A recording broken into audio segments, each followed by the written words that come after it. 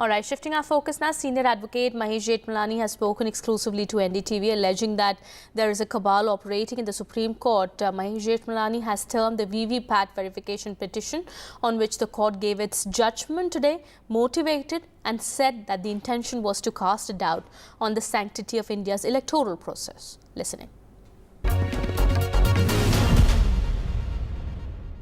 I am joined by one of the most prominent lawyers of this country, Mr. Mahesh Jetmalani. Mr. Jetmalani, welcome to NDTV.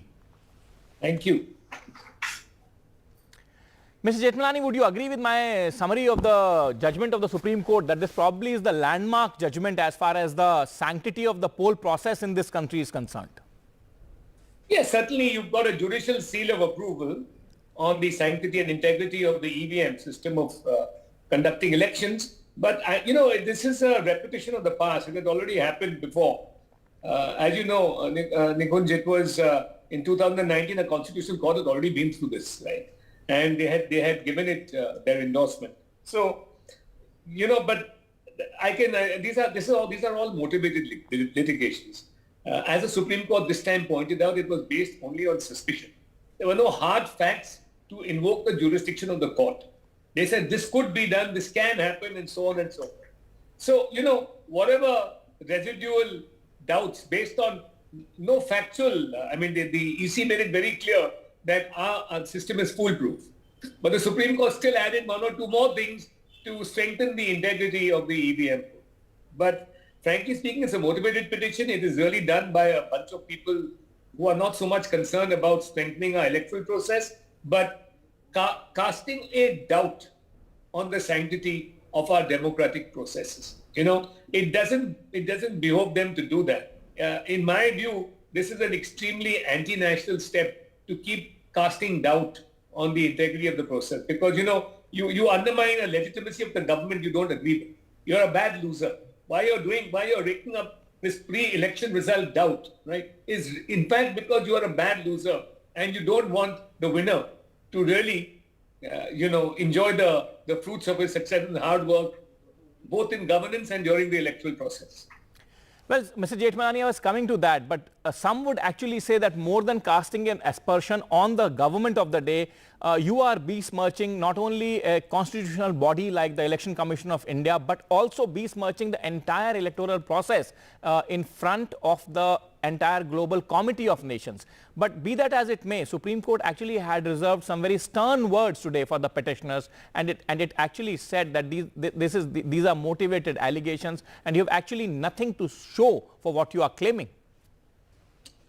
Absolutely, Nikunj. The petition is a bare petition. As I've said, it was, it's just speculative and full of conjectures. Right? So, unfortunately, because the issue is serious, the Supreme Court spent some time on it, right, and sealed it once and for all. So it's good that it's got yet another endorsement of being a sacrosanct system which can't be tampered. The mob, I call them a mob, that moves these petitions, right? They're questionable. Their intent is always questionable, and they're really they're so badly motivated, rabble rousers. That's all. They just throw mud on anything. There is no sense of responsibility in the actions they take, particularly in a really sober institution like the Supreme Court. It's just raising unnecessary doubt, and you make the world watch. You then go and give press conferences. It's self-publicity, right? And B, it's at the cost of the nation's institutions.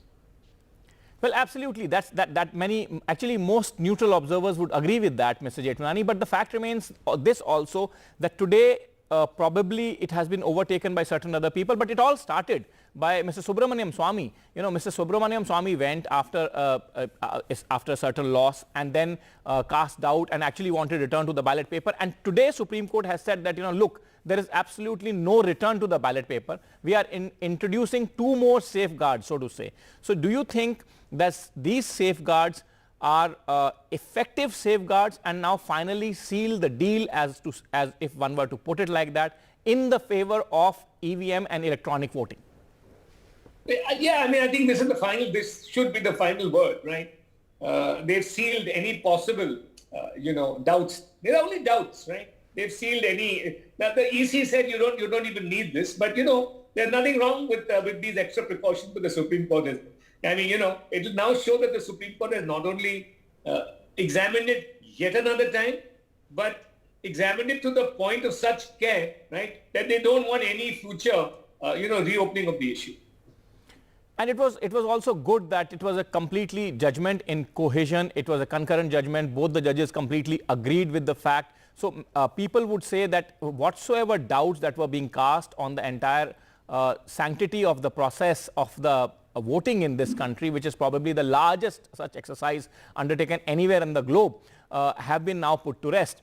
But Mr. Jetmalani, do you think that this additional safeguards that have been brought in will now ensure that at least this kind of frivolous petitions are kept out of the legal and judicial process?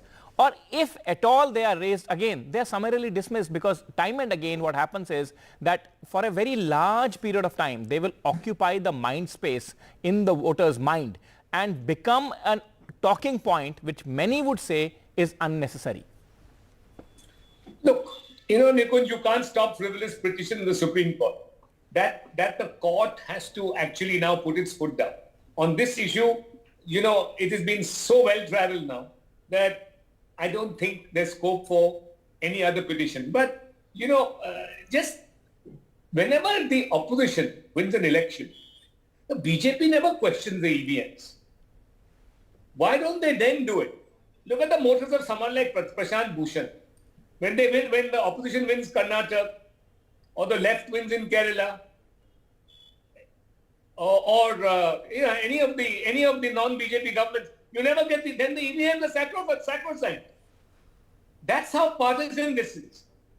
This is motivated not only from the point of view of undermining BJP victories, right, and simultaneously undermining India's electoral process and hence democracy and hence the sanctity of the verdict cast at polls, right?